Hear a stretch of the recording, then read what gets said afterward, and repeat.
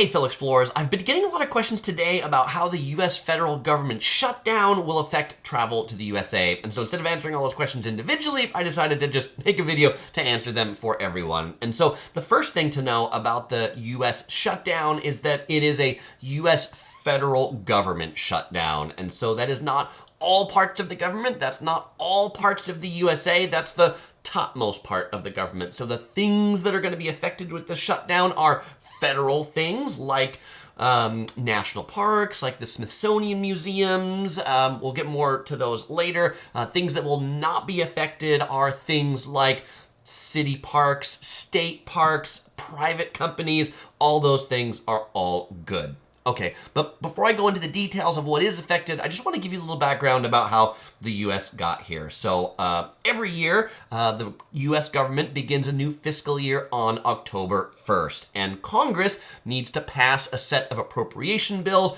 prior to October 1st to fund the federal government into the next year. This year, Congress has failed to pass those appropriation bills. They've also failed to pass a continuing resolution, and so therefore the federal government, as of today, is to begin an orderly shutdown of non-essential services. Now, this non-essential services designation, it's where it gets a little interesting.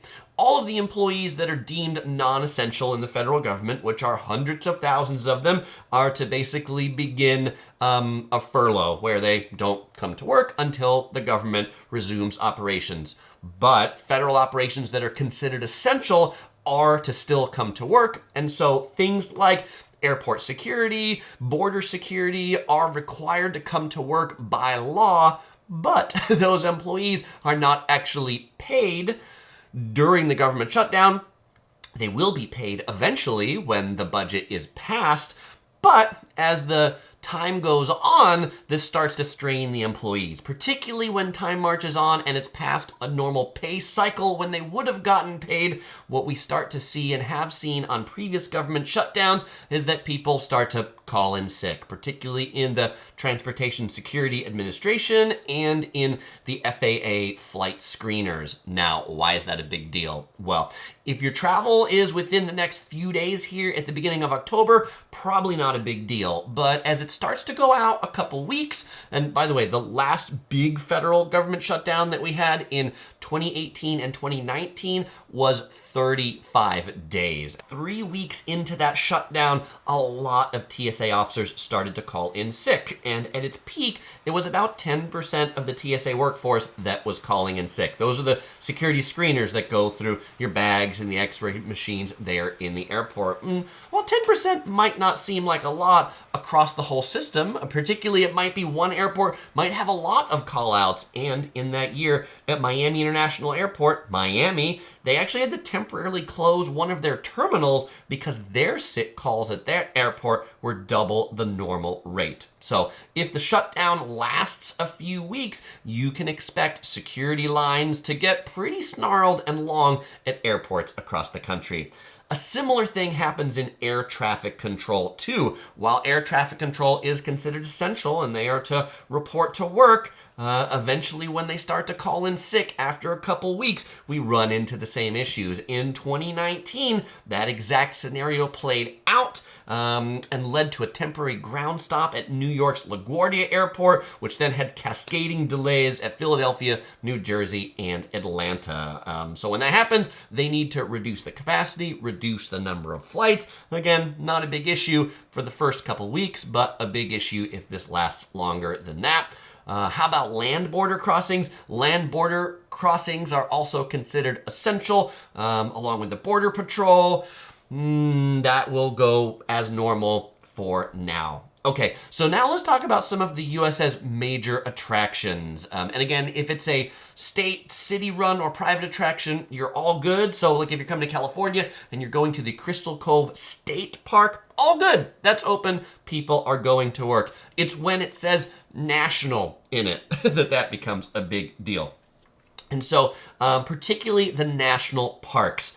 Now, the official policy of the national parks is in a federal shutdown to keep the parks open and accessible. But these are kind of like tricky, nuanced words. And so even though during a shutdown they don't lock the gates and turn people away, primarily because there's nobody left working to work the gate or turn people away, so while the roads may be open, many of the services that are actually required to operate a national park aren't. So, Chris, what do you mean? Well, for example, if you'd like to go to the visitor center to ask a question about where should you go in the park, the rangers are not working in the visitor center. What if you want to use the restroom? Are they open? Well, they might be open, but they might not be cleaned.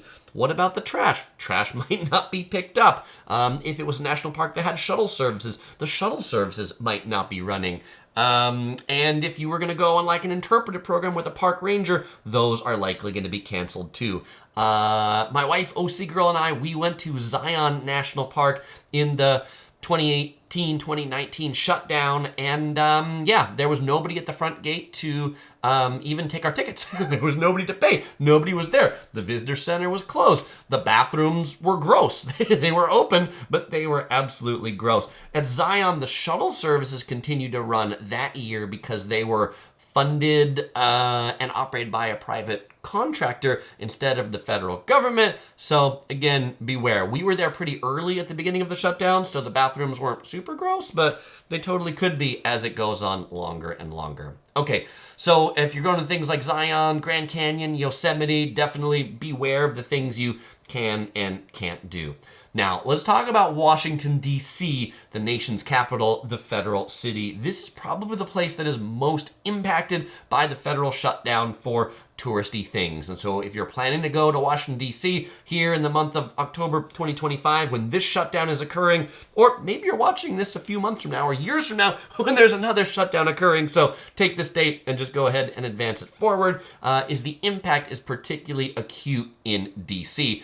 It's a city whose tourism landscape is really heavily dominated by federal institutions. And so during a federal shutdown, the entire Smithsonian Institution, comprising 19 museums and the National Zoo, will eventually close its doors to the public. I say eventually because they have always a little bit of money from the previous fiscal year. And so this year, 2025, on the Smithsonian website, they have posted that they will operate until at least Monday, October 6th. They'll probably revisit that as it gets a little further on. The previous shutdown in 2018 and 2019, the Smithsonian was able to operate for 11 days before shutting down and then did not reopen until 24 days later, and when the federal government reopened 35 days after the first shutdown day. Also, the U.S. Capitol building is not open for visitor tours. The National Archives is shut down, and all tours of federal buildings are suspended, including the White House, too.